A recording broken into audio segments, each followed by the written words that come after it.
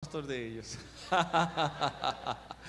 Pero es muy lindo compartir el liderazgo juntos.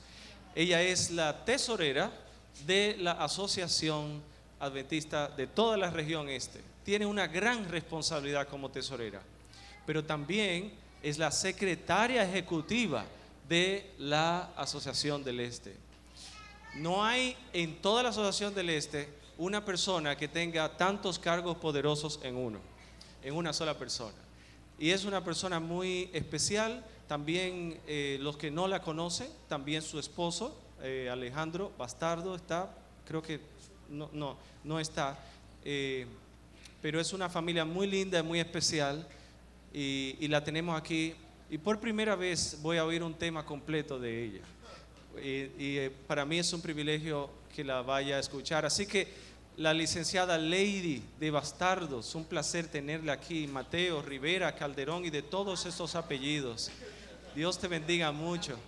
Y es un placer tenerla porque vinimos de la misma iglesia cuando éramos más jovencitos.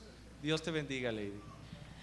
Gracias, pastor. Es bueno que aclare, y voy a volverlo a aclarar, que él me vio a mí chiquita, porque yo no me voy a quedar con eso. Así que el pastor fue que me vio a mí pequeña, porque venimos de la misma iglesia y del mismo barrio, ¿verdad, pastor? Criados por ahí juntos. Y por casualidad, un primo de él me enamoró a mí, que es Alex. Entonces, ahí, además de hermano de iglesia, ya tenemos una relación de familia. Yo le decía esta mañana al pastor que por qué se quedaba aquí, porque a mí no me gusta predicar delante de pastores, porque el que no es pastor como que no tiene esa misma, uno no se siente así como ellos. Pero nada, simplemente una sierva del Señor a su disposición. Pastor, usted va a escuchar la otra mitad porque voy a predicar el mismo sermón de esta mañana, así que lo va a escuchar ahora completo. Bien, el pastor decía que estamos de fiesta, una semana muy bonita, una semana muy especial. A mí particularmente me encanta la semana de mayordomía, porque más que una semana donde damos una ofrenda, veo un tiempo donde dedicamos para reconocer a Dios como el dueño, a Dios como el creador, a Dios como nuestro salvador. Así que en esta semana tengo el privilegio de compartir la palabra de Dios con ustedes. Ya estuve en el primer culto, voy a estar ahora y voy a estar con ustedes el lunes, porque como no hacen, el lunes, ¿verdad? ¿Me explicaron? El lunes, porque como no hacen culto los domingos, vamos a estar aquí el lunes escuchando la palabra de Dios y aprendiendo algunas cositas. Voy a dedicar algunos minutos lunes y miércoles para dar algunos tips de finanzas familiares y también la exposición de la palabra de Dios. Y en el fin de semana, aquí hay fiesta. Lamento no poder estar aquí con ustedes porque sí quería estar, pero tenemos, como ustedes saben, inauguraciones en La Romana y en Higüey, así que vamos a estar allá en esos compromisos laborales, pero también allá disfrutando de lo que es este día especial. Yo, como no me gusta estar tan lejos de ustedes, voy a bajar, así que me dan un permisito.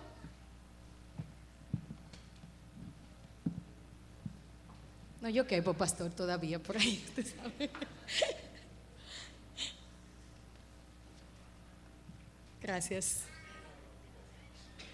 Bien, así que voy a estar, les decía, estos días aquí, y para mí es un privilegio que esta iglesia me haya dado la oportunidad de compartir la palabra de Dios con ustedes. Siempre tomar estos micrófonos y hablarle al pueblo de Dios es una responsabilidad, pero creemos que puesto en las manos de Dios, el Señor es el que habla cuando uno se deja usar por Él. Así que les voy a pedir que antes de abrir su palabra, inclinen sus cabezas y pidamos de nuevo la dirección de Dios. Oramos. Dios y Padre que moras en las alturas de los cielos, gracias, Señor, te damos por la oportunidad de estar en tu casa. Decimos como el salmista: Es mejor un día en la casa de Dios que 1000 fuera de ella. Así que te agradecemos por el sábado. Gracias por la oportunidad de compartir como hermanos. Gracias por todo lo que hemos hecho en esta mañana. Ahora, Señor, queremos volver a escuchar tu palabra. Y es por eso que rogamos que tu Santo Espíritu tome el control de este lugar, para que las palabras que aquí se digan puedan ser como un bálsamo para nuestras vidas. En el nombre de Jesús. Amén. Gracias. Bien, les decía que toda esta semana es de celebración, es la semana de mayordomía. Así que como todos los años, ustedes ven que se prepara un himnotema. Hoy por algunas razones no lo pudimos escuchar, pero espero que al finalizar podamos escucharlo, porque es el himno que tenemos que ir aprendiéndonos para toda esta semana. Cada año, de forma secuencial, se toma un salmo. El salmo pasado era el 96, que era Dios es nuestro rey, lo olvidé, algo por ahí creo que era, pero yo sé que el de este es el 97 y es Dios es nuestro dueño. Casi todos los años se toma un salmo, y si ustedes ven, las letras de los himnos son de ese salmo en específico que se toma. Así que el concepto que se va a estar trabajando en esta semana es de Dios como dueño. Yo les voy a pedir que me acompañen a buscar lo que va a ser de base bíblica para el tema de esta mañana en el segundo libro de Crónicas, el capítulo 25, los versículos del 1 hasta el 12.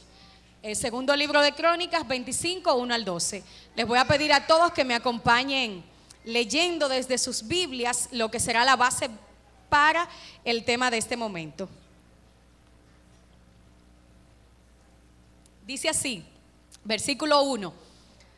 25 años tenía Amasías cuando comenzó a reinar, y 29 años reinó en Jerusalén. El nombre de su madre fue Joadán de Jerusalén, e hizo él lo recto delante de los ojos de Jehová, aunque no de perfecto corazón. Cuando fue confirmado en el reino, mató a los siervos que habían matado al rey su padre, pero no mató a los hijos de ellos, según lo que está escrito en el libro de la ley de Moisés, donde Jehová mandó diciendo: no morirán los padres por los hijos, ni los hijos por los padres, sino que cada uno morirá por su propio pecado. Reunió luego Amasías a Judá, y con arreglo a las familias puso jefe de millares, de centenas, sobre todo Judá y Benjamín.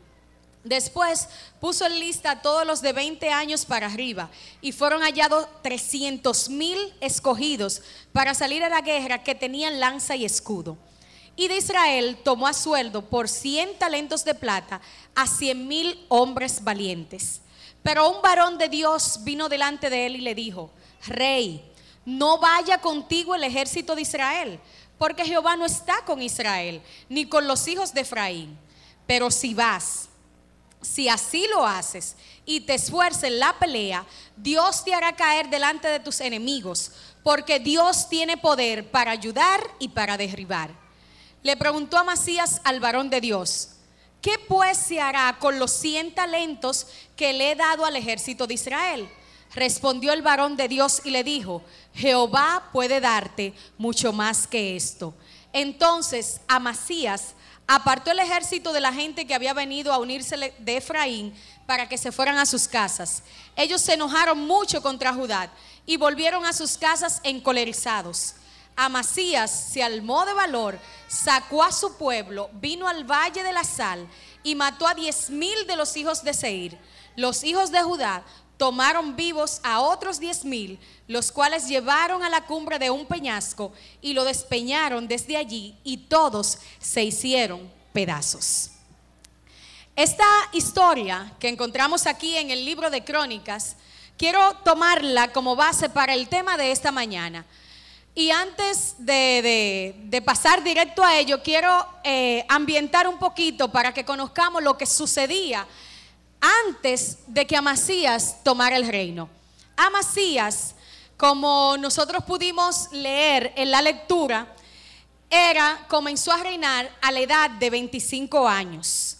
Y Amasías era este joven comenzó a reinar y era hijo de Joás. Todos nosotros conocemos la historia de Joás. Joás fue el rey más joven que comenzó a reinar en Judá. Con tan solo 7 años comenzó a reinar. Y recordamos la historia de Joás, como el sacerdote Joiada milagrosamente lo salva de la muerte de la malvada Atalía. Los niños en la lección de escuela sabática siempre viene esa historia. Y recuerdo cuando mi departamento de primario, que es generalmente donde viene, en primario por ahí, recuerdo bien esta historia, porque siempre nos decían, un pequeño niño de tan solo 7 años comenzó a reinar, y el sacerdote Joiada lo esconde en el templo y en un momento determinado lo hace rey. Así que con tan solo 7 años Joás comienza a reinar. Mientras Joiada estuvo vivo, el sacerdote hizo lo recto delante de Dios, restauró el templo, anduvo en los caminos del Señor. Sin embargo, la parte que no nos cuentan en los departamentos de niños es que inmediatamente murió Joiada, Joás se apartó completamente de los caminos del Señor. Así que el pueblo se volvió a ídolos, un desastre en el pueblo, y Dios mandó profetas para que hablaran. Entre ellos mandó a Zacarías, que era hijo de Joiada, el que lo había salvado de la muerte. Así que Zacarías comienza a decirle: rey, tiene que reformarte, tiene que volver a Jehová. Pero el rey esto lo incomodó, y cuenta la historia bíblica que mandó a matar a Zacarías, el hijo del hombre que lo había salvado a él de la muerte cuando era un niño. Así que mientras Zacarías moría, dice la historia bíblica que Zacarías dijo: Jehová lo vea y te lo demande. Justamente al año de haber dado muerte a Zacarías, el ejército invade a Judá, y con un ejército menor que el de Judá destruyó completamente todo el ejército de Judá, porque Jehová lo permitió así, en venganza de la sangre de aquel justo que había muerto. Así que el rey quedó un poco herido en su cama, y la historia bíblica termina diciendo sobre Joás que sus propios siervos de Judá en su propia cama lo mataron. El libro de Crónicas es un libro de mucha sangre, de mucha muerte, y mucha espada y cosas así extrañas, pero Dios no deja nada y por algo lo deja ahí. Así que cuenta la historia que cuando muere Joás, Amasías tenía 25 años, y con 25 años comienza a reinar en Jerusalén, y reinó por 29 años. Así que ya conociendo un poquito del pasado de Amasías y cómo llega al trono, entonces vamos a lo que es la lectura que tuvimos ahí. Amasías comienza a reinar, y dice la Biblia que hizo lo recto delante de Dios, aunque no de perfecto corazón. Así que Amasías comienza a reinar, y lo primero que hizo fue mandar a matar a los que le habían dado muerte a su padre. Pero no mató a ningún familiar más, porque respetaba la ley, que nadie iba a morir por el pecado de su padre o de su hijo. Así que él manda matar, quita a los enemigos del medio, por decirlo así, y entonces comienza a hacer arreglos administrativos. A mí me gusta mucho esta historia, porque al igual que Jetro con Josué, da ciertos parámetros de administración. Así que dice la historia bíblica que Amasías comenzó a dividir al pueblo. Lo dividió por centenas, por millares, y le puso jefes, administradores. O sea, comenzó a delegar, a descentralizar un poquito el reino para que todo no llegara a él como rey, y comenzó a poner administradores, gobernadores de 1000, y eso de 1000 les rendían cuenta a otros. Así que comenzó todo un trabajo de organizar el reino. Cuando hizo esto, entonces fue a la parte fuerte del reino, que era el ejército. Hizo un censo y comenzó a contar todos los de 25 años para arriba que pudieran ir a la guerra. Así que comenzó a contar y se dio cuenta que tenía 300,000 que podían ir a la guerra. Pero también hizo un inventario de qué equipos tenía, y vio que tenía lanzas y espadas. Así que organizó todo eso. Como casi siempre sucede en la vida, cuando uno está organizándose en cualquier aspecto espiritual, físico, yo no sé a cuántos de ustedes le pasa, pero a veces hay meses en la casa que uno está medio apretado económicamente y entonces los esposos conversamos y dicen, no, pero el otro menos nivelamos, entonces viene la batería del carro y se daña. No, y el siguiente, entonces un muchacho que se enferma. Como que cuando uno está haciendo mejoras, no sé lo que, bueno, fruto del pecado debe ser, ¿verdad, pastor? Cuando uno trata como de organizarse y uno dice, no, ya voy a estar bien, entonces vienen los problemas, ataca el enemigo. Así mismo le sucedió a Amasías. Cuando arregló todo y ya todo estaba bien en su reino, entonces los de Seir amenazaron con atacar al pueblo de Dios.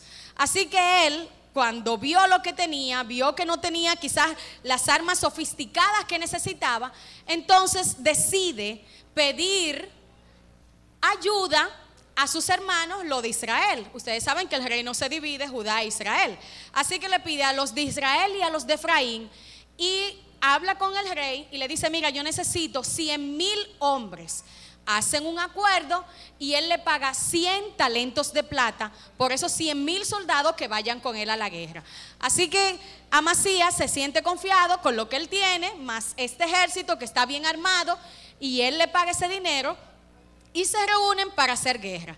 Pero cuando están reunidos, me imagino detallando las estrategias de la guerra, se aparece un varón de Dios y le dice, mira, Amasías, dice el Señor que no vayas a pelear con los hijos de Israel, ni con los de Efraín, porque Dios lo ha desechado.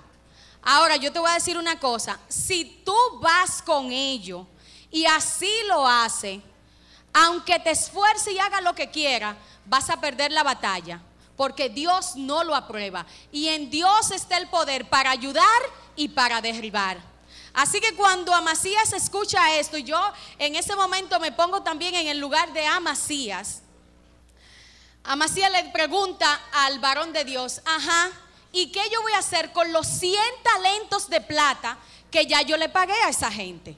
O sea, era un contrato que no era que peleaban y después le iban a pagar, porque si se morían toditos, díganme ustedes, era primero pagando y después los hombres iban a la guerra. Así que ya él le había pagado los 100 talentos de plata a ese equipo, pero a ese equipo de soldados, pero no sé cuál era el trato. Quizás firmaron un contrato como a veces se firma, que no hay devolución, que si la guerra no se da como quiera no se devuelve dinero, si después hacen las paces y no llega la guerra, una penalidad.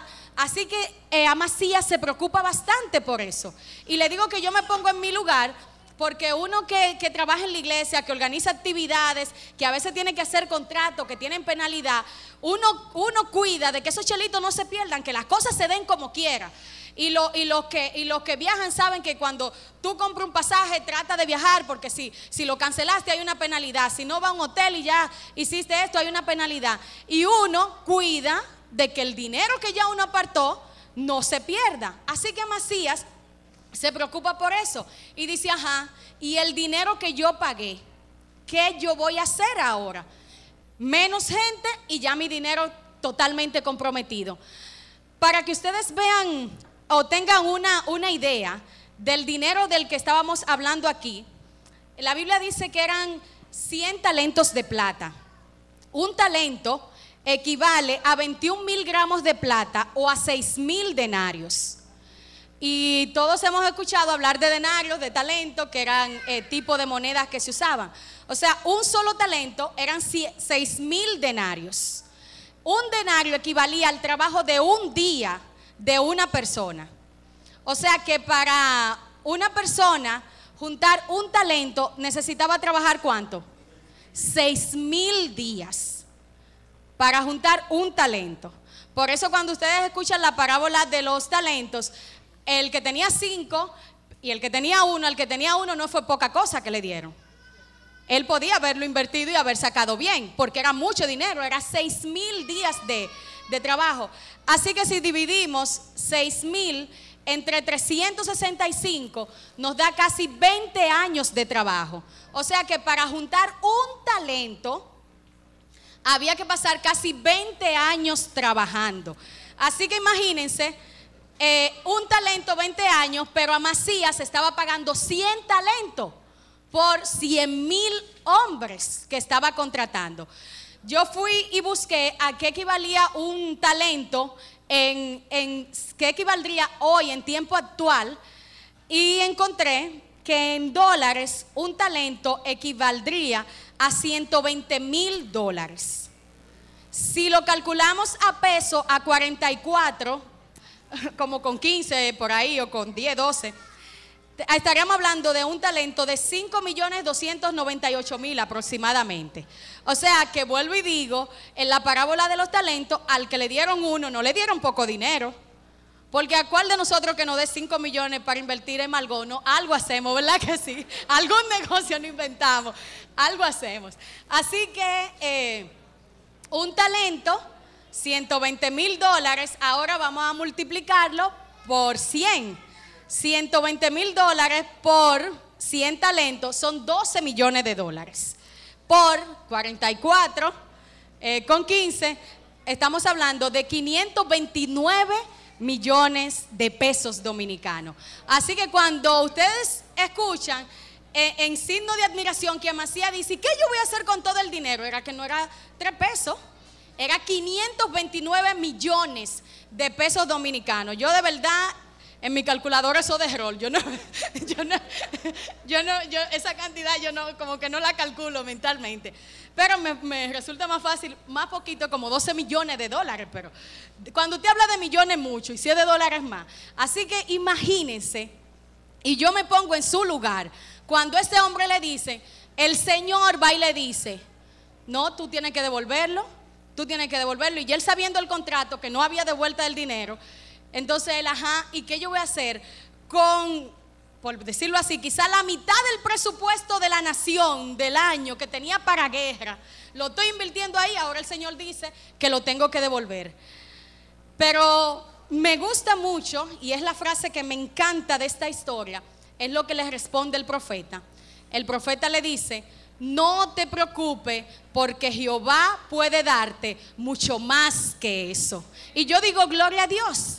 Yo digo gloria a Dios porque ese es el Dios al que nosotros servimos. Un Dios de promesa, un Dios de pacto, pero un Dios fiel que cumple, que no importa lo que nosotros tengamos que sacrificar por Él, Él siempre puede darnos mucho más que esto.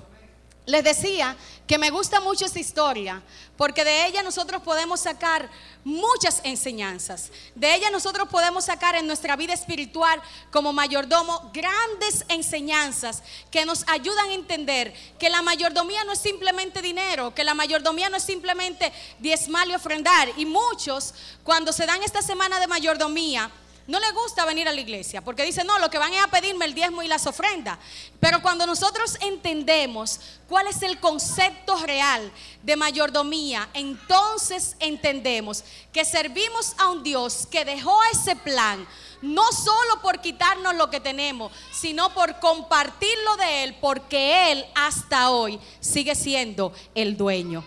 Mis hermanos, la mayordomía no es dinero, la mayordomía es una reacción natural a las bendiciones que hemos recibido de Dios. Mayordomía es una forma de relación, un estilo de vida, es la perspectiva correcta a las prioridades. Mayordomía es renunciar voluntariamente a lo que apreciamos y a lo que tenemos, es el gozo de trabajar en sociedad con Dios, es la estrategia que Dios usa para moldear nuestra vida según el modelo celestial. La mayordomía no intenta descubrir cuánto de mi dinero le entregaré al Señor, sino por el contrario, me ayuda a medir cuánto de lo que pertenece a Dios me voy a quedar con Él. Mayordomía es colocar a Dios en el centro de nuestras vidas. De esta historia, yo quiero enfocarme rápidamente en 3 conceptos específicos. Lo primero, Amasías hizo lo recto delante de Dios, pero no de perfecto corazón. Y yo quiero llamar la atención a ustedes, porque muchos dentro de la iglesia estamos haciendo muchas cosas rectas, pero no de perfecto corazón. Mientras seamos infieles a Dios en el tiempo, en el cuidado de nuestro cuerpo, en los dones que el Señor nos ha dado, en nuestros diezmos y nuestras ofrendas, vamos a estar lamentablemente igual que Amasías, haciendo las cosas rectas aquí, pero no de perfecto corazón. Dios nos pide, sed vosotros perfectos, ¿como quién? Como vuestro Padre que está en los cielos es perfecto. Podemos enfocarnos en normas, en hacer muchas cosas bonitas aquí en la iglesia, en ser cuidadosos y celosos de las cosas de Dios, pero mientras no seamos un pueblo fiel, Dios no va a poder derramar sus bendiciones como Él espera. Dios no va a poder bendecirnos, hacer que este pueblo crezca, que este pueblo prospere como Él desea, mientras no seamos de perfecto corazón. Lamentablemente, Amasías, aunque tomó en ese momento una buena decisión y obedeció a Dios, al no ser de perfecto corazón, en los finales de su historia, completamente terminó separado de Dios. Y es el riesgo que nosotros como cristianos podemos tomar al tratar de hacer muchas cosas buenas, pero no serle fiel completamente a Dios. Hay afuera de la iglesia mucha gente que hacen cosas buenas, correctas y rectas, pero lo que nos diferencia de esto es nuestra fidelidad ante Dios. Muchos tampoco somos fieles con la devolución, de los diezmos y las ofrendas.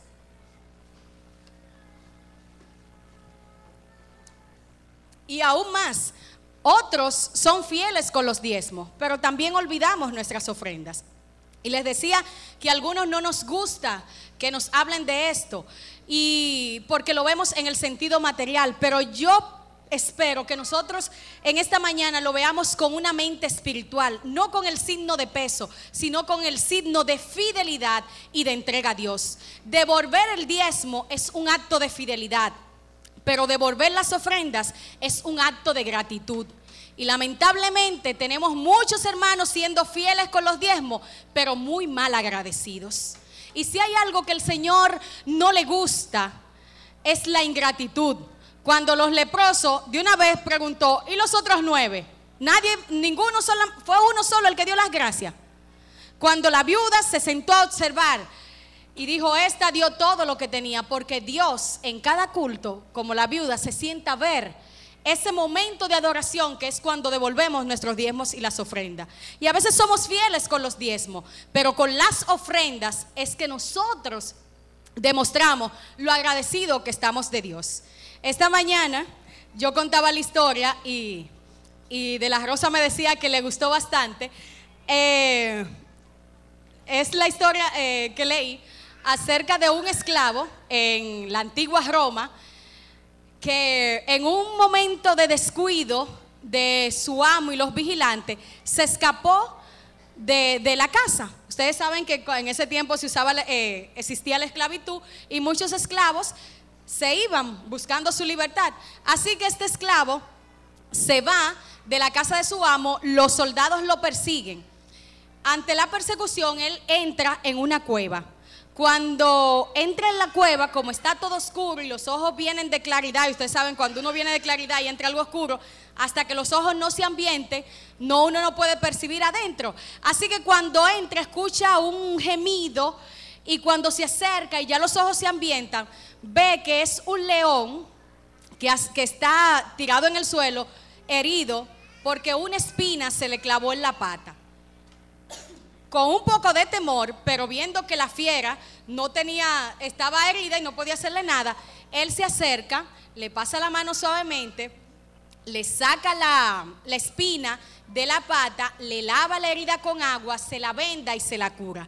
Por varios días, este hombre estuvo allí cuidando al león y también escondiéndose de los que le perseguían. Así que cuando él entendió que ya los soldados dejaron de perseguirlo, él salió de la cueva. Pero cuando sale de la cueva, se da cuenta que los soldados estaban todavía ahí. Él trata de correr, pero los soldados lo agarran, le tiran algunas lanzas, lo agarran y lo llevan preso a una mazmorra. Después de varios días, allí en la mazmorra, él fue sentenciado a ir al circo romano. Ustedes recuerdan, o lo que han leído la historia, que preparaban el circo romano todo el populacho, todo el pueblo aplaudía pidiendo sangre mientras soltaban a un león o a una bestia cualquiera para que la persona peleara con ella. Si quedaba vivo vivía y si no, la fiera se la comía. Así que cuando todo el mundo está esperando sangre allí, sueltan a este esclavo, él pasa al centro del circo y los guardias abren la compuerta y con un rugido feroz sale un león a toda velocidad a balancearse encima del hombre. Cuando llegó frente a él, el león se paró en seco y toda la multitud asimismo hizo silencio. Y entonces el león suavemente le pasó su cabeza por el cuerpo del hombre y se le acomodó a los pies. La multitud, asombrada con lo que había sucedido, comenzó a gritar: César, debe dejarlo libre. César, déjalo libre. Hay poder en él, hay magia en él. Y yo les pregunto a ustedes, ¿había algún tipo de magia en él? No había magia, simplemente un león agradecido que entendía que le debía algo a él y entonces en ese momento mostró gratitud. ¿Saben ustedes? Hasta en las fieras la gratitud nace en el corazón y se muestra en acciones. Y eso es lo que pasa, mis hermanos, y debe pasar con nosotros. La gratitud no es venir uno predicar y decir que hay que hacerlo. Es una actitud que nace en el corazón y se muestra en las acciones. La gratitud nunca va a quedar adentro. Cuando usted está agradecido, lo menos que usted puede dar es, aunque sea una palabra de gracias, pero algo da, algo da. Y es por eso que yo le quiero enfocar a ustedes en ver lo de la fidelidad a Dios como algo de adoración, como una muestra de gratitud, una muestra donde reconocemos a Dios como el dueño, como el dador, como nuestro creador y por sobre todo como nuestro salvador. El otro aspecto que quiero enfocar es lo que le mencionaba ahorita, que en muchos casos cuando tratamos de hacer lo correcto a veces vienen problemas. Yo les decía, ahorita les mencionaba, que a veces cuando tomamos reformas en la vida, ahí vienen los problemas. Y quizás en esta semana muchos de nosotros vamos a hacer pacto con Dios de fidelidad, pero no crea que nos va a ir bien. Van a venir los problemas, pero debemos recordar que en Dios está el poder para ayudar y para destruir y para restaurar. Amasías lo entendió así, tomó la decisión correcta. Miren, le contaba esta mañana a los hermanos que estaban en el primer culto que cuando entramos en el primer periodo que entré como tesorera junto al pastor Teófilo como presidente, cuando llegamos a la administración nos encontramos con muchos problemas financieros. No entraba el dinero suficiente, no podíamos hacer ni siquiera pagar como era debido, así que teníamos mucho inconveniente. Ustedes saben que del diezmo que ustedes depositan aquí, el diezmo completo va al alfolí de la asociación. Aquí se queda simplemente el 60% de las ofrendas. Así que todo el diezmo va al alfolí de la asociación y llega allá, y de ahí es que se le paga a los pastores, se atienden los ministerios, los departamentos y todo eso, etcétera, y los gastos administrativos. Así que todo ese dinero va allá. Pero ¿qué pasaba? En la asociación tenía alrededor como de 3 o 4 años que lo que se presupuestaba no entraba completo, siempre se quedaba por debajo de lo esperado.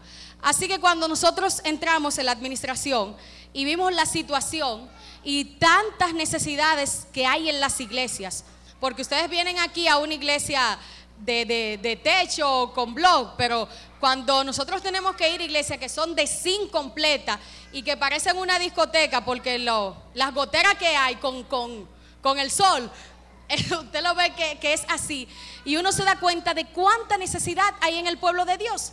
Así que nos pusimos en oración y le pedimos al Señor que nos ayudara a trabajar de manera fiel para su iglesia, pero que pudiéramos contribuir al avance de su causa y que nos bendijera. Pero notamos algo, ustedes saben, yo les dije que allá llega el diezmo, pero de ese diezmo que llega, nosotros tenemos que diezmarlo. Tenemos que sacar el diezmo a la unión y sacar el diezmo a la división, porque así es que se sostiene nuestra iglesia. El mismo principio para todo. Usted el diezmo, la asociación tiene que dar el diezmo, la unión tiene que dar el diezmo, la división tiene que dar el diezmo a sí mismo. Pero notamos, y lo voy a decir más bajito, que había muchos diezmos atrasados que no se habían dado. Entonces nosotros nos pusimos en oración y le dijimos al Señor: mira, Señor, hemos fallado y no podemos estar predicando a la iglesia que hay que ser fiel cuando la asociación no está siendo fiel. Así que nos propusimos, con la ayuda de Dios, nunca más dejar que lo primero que sacáramos cuando llegara los diezmos de las iglesias fuera el diezmo. Y de lo que teníamos atrasado, comenzar a pagarlo hasta que en un periodo determinado no debiéramos nada de diezmo. Así que así nos propusimos y comenzamos a orar. Ese año, al haber tan pocos fondos en la asociación, nosotros solamente pudimos inaugurar la iglesia de Villa Progreso, que esa estaba casi terminada, que nosotros no hicimos ahí absolutamente nada, pero como para no irnos en blanco, porque ustedes oyen que anuncian muchas iglesias, pusimos esa, por decirlo así. Y comenzamos a orar. Vinieron las dificultades, porque siempre cuando uno se organiza vienen las dificultades, pero Dios fue más poderoso para ayudar. Y yo le doy la gloria a Dios, porque cuando inició el siguiente año, después de esa inauguración, nos pusimos en sus manos. Y un día, empezando el año, recibí una llamada de un señor de una universidad que me decía: mira, ¿es de la Asociación del Este? Y yo: sí. Nosotros somos de una universidad y queremos ir a construirle 2 iglesias. Yo dije solamente gloria a Dios. Armó el viaje y vino. Cuando vino yo le pregunté: ¿y por qué ustedes nos eligieron a nosotros? Nos dijeron que nunca habían venido aquí a la República Dominicana. Y el Señor nos dijo: mira, yo no sé por qué. Simplemente nosotros estábamos analizando esto y orando, y el Señor nos puso en la mente que abriéramos el GR Book, que es el libro donde están todas las direcciones de todas las asociaciones y misiones del mundo. Y abrimos el GR Book, y cuando lo abrimos apareció en la Asociación Dominicana del Este. Y en la mente nos impresionó que aquí era que debíamos venir a construir esos 2 templos. Miren, señores, cuando ese señor nos dijo eso y nos dijo el día, justamente ese día nosotros estábamos en la asociación orando por ese motivo. Así es que Dios trabaja, así es que Dios trabaja. Y ese día nosotros le preguntamos que qué día era, el mismo que nosotros estábamos orando. Ellos iban a Ecuador y Dios le impresionó y marcó el nombre de la Asociación Dominicana del Este. Vivir en la vida cristiana es una vida de fe, una vida de confianza. No es pensar que si doy esto o si doy aquello en la iglesia me voy a quedar sin comer. Es entender que Dios puede darnos mucho más que eso. Es una vida de probar a Dios, de ver cómo Dios trabaja en nuestras vidas. Y les voy a decir una cosa: esas personas vinieron y al siguiente año nos dijeron: le vamos a construir 3 templos más. Y ese año que no sabíamos que íbamos a inaugurar, con las 2 de ellos, más otro hermano que nos donó la construcción de 2 templos más, nosotros inauguramos 5 templos. ¿Cómo? No sabemos. Dios proveyó. El blanco de diezmo de ese año lo alcanzamos, y después de ahí todos los años lo hemos alcanzado. ¿Por qué? Porque a pesar de las dificultades, a pesar de los problemas, entendimos que serle fiel a Dios es lo primero, y que Dios puede darnos mucho más que eso. Y esto es la última parte de esta historia que yo quiero destacar. Si somos fieles a Dios, Él puede darnos mucho más que eso. El martes, si no me equivoco, yo tenía puesto en la mañana Diario Amanecer y iba en el vehículo para el trabajo. Y ellos abrieron la línea para que las personas hablaran sobre la ofrenda de gratitud. Y yo escuché un testimonio de una persona que me impactó bastante. Yo iba manejando y los vellos como se me engrifaron y se me metió hasta un escalofrío. Ellos abrieron las líneas y llamó una señora. Y oigan lo que dijo la señora: yo estoy llamando para darle las gracias a Dios por Radio Amanecer. Hace 2 años que yo por casualidad puse la emisora. Yo no soy adventista y visito como a veces la iglesia católica. Ella decía, y yo encendí el radio y escuché que estaban promocionando la ofrenda de gratitud. Comencé a escuchar la emisora todo ese tiempo y me impactó tanto que yo dije, yo voy a mandar mi ofrenda yo voy a llevar mi ofrenda de gratitud. Así que cuando llegó el sábado, ella contaba que ella no pudo ir porque se le presentó como un compromiso y le dijo al esposo, mira, averiguaron dónde era la iglesia adventista más cercana y le dijo, yo quiero que tú vayas y lleves mi ofrenda de gratitud. Ella cuenta que salió a su compromiso y el esposo fue y depositó en la iglesia la ofrenda de gratitud. Y ella dice que esa tarde Dios le devolvió a ella mucho más de lo que había depositado. Y ella decía, yo no le voy a decir la cantidad, pero para que ustedes tengan idea, le dijo a los locutores, por cada 100 pesos que yo mandé de ofrenda de gratitud ese día, el Señor me devolvió 800 pesos por encima de eso. Y cuando yo escuchaba eso, yo decía, gloria a Dios, como que gente de afuera están disfrutando las bendiciones que son para ti y para mí de aquí. Esas bendiciones son para nosotros y para compartirlo con ellos, porque Dios quiere darnos mucho más que lo poco que nosotros tenemos. Pero ¿qué pasa con nosotros? Muchas veces el corazón egoísta, muchas veces el temor, muchas veces la desconfianza. Dios quiere un pueblo, que avance por fe y no por obra, que crea que al que Él le sirve, ese Dios puede darle mucho más que eso. Por eso yo les decía que cuando yo predico de mayordomía, uno de los temas que más me gusta y más me apasiona, yo doy gloria a Dios por este sistema que Él dejó para erradicar el egoísmo de nosotros. Hay una cita que es bueno que nunca lo olvidemos, que dice del espíritu de profecía que ningún alma entrará al cielo que esté marcada con la fea mancha del egoísmo. Y Dios dejó este sistema para erradicar el egoísmo de nosotros, pero no solo para erradicarlo, sino para darnos bendiciones hasta que sobreabunde. Yo les decía esta mañana a los hermanos, yo me puedo pasar el día entero contándole cómo Dios me ha bendecido. Yo aprendí a diezmar y ofrendar siendo simplemente una niña. Y no sabía si con eso se le pagaban a los pastores, porque era asociación central, tú te acuerdas mal, y uno veía a un pastor cada qué sé yo cuánto tiempo y pasaban por allá, pero yo no sabía. Y a mí nunca mi mamá me dio un peso para echar de ofrenda en el departamento. Mami me decía, de lo que tú consigues, saca diezmo y ofrenda. Y pendiente, cada vez que conseguía algo, sacaste diezmo y ofrenda. Y a veces los padres cometemos el error, toma, échalo. Usted nunca a un niño que le dé una moneda lo va a hacer un mayordomo fiel. Usted tiene que enseñarlo a que ellos entiendan que es un aspecto de relación personal con Dios. Y nada impide que los niños, que los jóvenes, que los que no trabajan sean fieles a Dios, porque siempre algo Dios nos provee. Pero debemos aprender que de lo recibido de su mano, ¿qué hacemos? De eso te damos. Mis hermanos, Dios quiere bendecir a su pueblo. Dios quiere un pueblo fiel.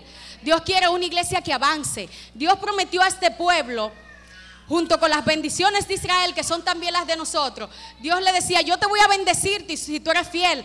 La gente van a venir a tomarte prestado y tú no le vas a tomar prestado a nadie. Yo voy a bendecir tu tierra, voy a bendecir tus graneros, voy a bendecir tus negocios. ¿Y qué está pasando con nuestra iglesia? Nuestra iglesia tiene que ser próspera. Nosotros debemos de ser personas que vivamos bien cuando aprendamos a vivir por fe y no por obra. Y no me estoy refiriendo a vivir bien solo de dinero, porque las bendiciones de Dios no se miden en dinero. Las bendiciones de Dios se miden cuando usted ve que lo que usted necesita, Dios lo provee de forma milagrosa, de forma que usted no lo esperaba.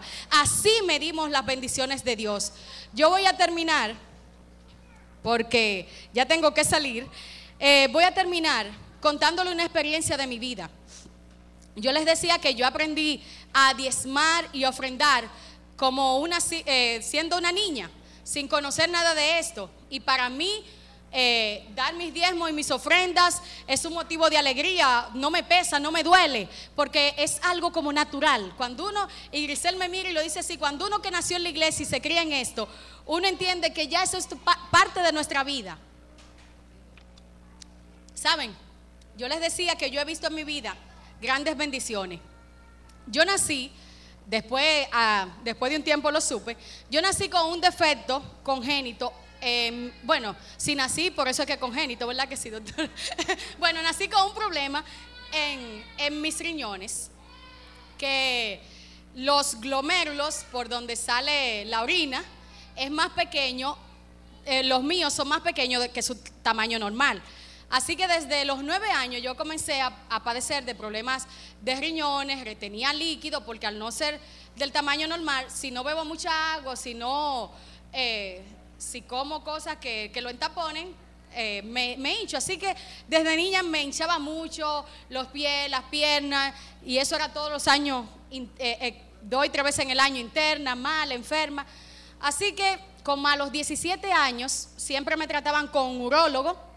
Como a los 17 años, cuando me fui a estudiar a la capital, ahí supe lo que era un nefrólogo y entendí que mi problema lo trataba un nefrólogo. Así que comencé a ir a un nefrólogo y ahí empezó mi odisea entre biopsias, 6 biopsias de riñón y dolorosa, complicada. En una me cortaron una arteria y duré 6 meses orinando la sangre porque la cortaron dentro y ya no contaban conmigo. Así que en ese proceso pasó mi vida tomando, el que sufre de los riñones sabe que tarde o temprano sufre de la presión, y entre todo eso pasó mi vida. Así que como a los 18 años, en una biopsia de esa que me hicieron, vieron la condición que tenía, una glomerulonefritis. Así que por la situación que ya yo estaba presentando y como me estaba dando, el doctor me dijo: mira, eso es una enfermedad que te puede progresar, todavía no sufría de la presión, pero me dijeron las complicaciones. Y me dijo, con el cuadro que yo tenía, era un cuadro terrible, o sea, retenía mucha sangre en los riñones, no orinaba, hinchada completamente, que no me servía ningún zapato, tenía que usar de mi mamá o de mi abuela más grande. Y todo eso, y el doctor me dijo: mira, lamentablemente no te estimamos mucho tiempo tampoco, como quizás 10 años que esa enfermedad progrese y te dé una cosa y te muere. Y me lo dijo así mismo, y mientras me decía eso, 2 lágrimas salían así, y 2 de mi mamá. Ustedes saben, la mamá peor. Le preguntaban a mi mamá: ¿y quién es la que te interna? Usted, porque parecía más enferma que yo. Y cuando yo escuché esto, no le niego que me deprimí. Para una muchacha de 17 años que le digan que tú nada más puede durar quizás 10 años, y ante la situación que estaba, 15 días ya llevaba interna en el hospital Padre Villini y nada de nada. Así que me deprimí mucho. Pero yo había desde niño, porque yo me he criado en esta iglesia, entendido que Dios es más poderoso. Y yo empecé a reclamarle las bendiciones de Dios. Yo le decía: mira, Señor, yo nunca me he quedado con un diezmo y una ofrenda tuya. Yo siempre te he sido fiel. Y tú prometes bendiciones. Yo no quiero dinero, yo quiero salud. Y empecé a orar y me puse en pacto con Dios, fondo de inversión, todo lo que yo viera que pudiera hacer pacto con Dios. Yo le dije: Señor, yo quiero hacerlo. Eso yo tenía 17 años, debía vivir quizás hasta los 27 como mucho, y a mí no me da vergüenza decirlo. Tengo 38 años, 10 más de los 10 que me estimaba, y Dios me mantiene viva y con salud. ¿Por qué? Porque Dios es un Dios que puede darnos mucho más que eso. Dios es un Dios fiel, Dios es un Dios que cumple las promesas. Pruébalo, prueba a Dios y verás que Dios te va a bendecir. Y no es que tú vas a andar en un Ferrari, ¿verdad? Como Cano, pero Dios te va a dar lo que tú necesites en el momento esperado. Y puede ser también, si Dios entiende que tú lo puedes manejar, ¿verdad que sí, Arely? Dios te puede dar el Ferrari, ¿verdad que sí? Pero Dios promete bendiciones, promete una familia. Por mi problema me dijeron: nunca vas a poder tener hijos porque un riñón no aguanta un embarazo, y tengo 2. Entonces, ¿qué más yo le puedo pedir a Dios? Me mantiene con salud, me mantiene con vida, tengo un trabajo, puedo comer. No me internaron en este año, no me he internado ni una vez. A ustedes, muchos de ustedes nunca no le han internado en este año, no le han puesto un yeso. ¿Cuánta gente hay que no van a poder ver este año y quisieron verlo? Entonces no hay motivos para serle fiel a Dios, no hay motivos para agradecerlo. Señores, cuando nosotros entendamos que lo que vemos en esta tierra no tiene sentido comparado con las riquezas celestiales que el Señor nos tiene preparado, no hay nada más que decir al Señor: aquí estoy, haz en mi vida conforme a tu voluntad. Mis hermanos, si algo se nos olvida en esta mañana, recuerden, Dios es fiel, Dios es justo, y si le somos fieles como iglesia, como familia y como persona de manera individual, Dios puede darnos mucho más que eso. Yo quiero finalizar haciendo un llamado a un pacto de reconciliación, un pacto de fidelidad con Dios. Y no les voy a pedir que vengan aquí delante, pero sí les voy a pedir que todos aquellos que entiendan que hoy es un día para empezar a hacer pacto de fidelidad con Dios, que se pongan de pie allí donde están y le digamos a Dios en nuestro corazón: hemos fallado, porque todos hemos fallado muchas veces, pero hoy queremos hacer pacto de fidelidad con Dios. Mientras ustedes están ahí de pie, yo les voy a leer, porque todos los versículos y capítulos y todo que tiene que ver con dinero a mí me atrae la atención, y todo lo que tiene que ver, porque estudié eso y eso me gusta. Mientras ustedes están ahí y de manera personal hace su pacto con Dios, antes de orar, yo le quiero leer estos versículos y les invito a que los subrayen después en su Biblia. En el libro de Job, el capítulo 22, lo que fue nuestra lectura bíblica y un poquito más allá. Job 22, 21. Oigan lo que el Señor le quiere decir a ustedes: lo que de manera responsable se pararon a hacer un pacto de fidelidad con Dios. Vuelve ahora en amistad con Dios y tendrás paz, y la prosperidad vendrá sobre ti. Toma ahora la ley de su boca y pon sus palabras en tu corazón. Si te vuelves al Omnipotente, serás edificado y alejarás de tu morada la aflicción. Gloria a Dios. Tendrás más oro que tierra, y como piedras de arroyo, oro de Ofir. El Todopoderoso será tu oro, y tendrás plata en abundancia. Entonces te deleitarás en el Omnipotente y alzarás a Dios tu rostro. Orarás a Él y Él te oirá, y tú cumplirás tus votos. Asimismo, lo que tú determines se realizará, y sobre tus caminos resplandecerá la luz. Esta es la promesa que el Señor hace a los que somos fieles. Tu oración, Job 22, 21 al 27. Tu oración Dios la oirá. Lo que tú demandares Dios lo hará. Pero tenemos que aprender a vivir por fe. Tenemos que aprender a depender de Él y entender que aunque nos duela, Dios puede darnos mucho más que eso. Oramos. Dios y Padre que moras en las alturas de los cielos, gracias, Señor, te damos por tu amor y por tu misericordia. Gracias, Señor, porque sin merecerlos tú nos llamas a ser partícipe de esta grandiosa obra al hacernos mayordomos en tu causa. Gracias, Señor, por tu sacrificio. Gracias, Señor, porque nos creaste. Y gracias, Señor, porque cada día provee para nosotros. En estos momentos, Señor, venimos como pueblo delante de ti para hacer pacto de fidelidad. Entendemos que muchas veces hemos fallado con nuestro tiempo, en el uso de nuestro cuerpo, con los talentos, con los dones que tú nos has dado.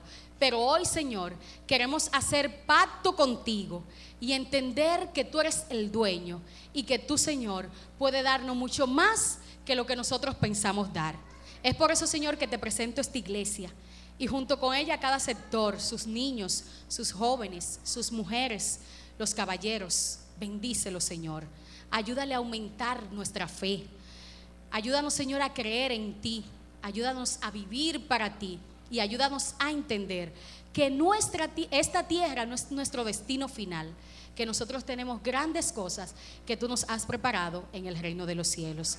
Gracias, Señor, por escucharnos, y que esta semana pueda ser una semana de bendición, donde podamos ver tu rostro y podamos sentir la presencia de tu Santo Espíritu en nuestras vidas. En el nombre de Jesús, amén. Dios les bendiga.